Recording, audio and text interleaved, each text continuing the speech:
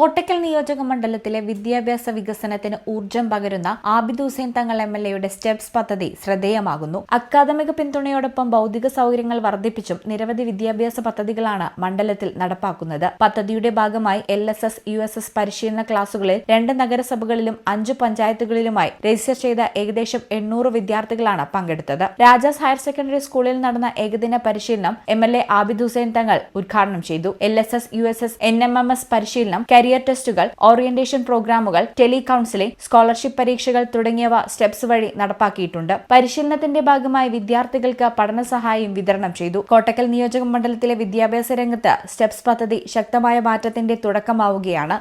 ഈ ചാനൽ കോട്ടക്കൽ.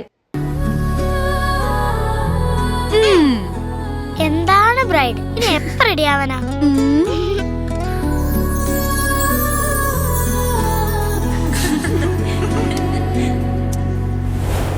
മരുപൂ പോലെ നിറമേകും MX, വെണ്ണിലാവായെന്നുള്ളാകെ MX.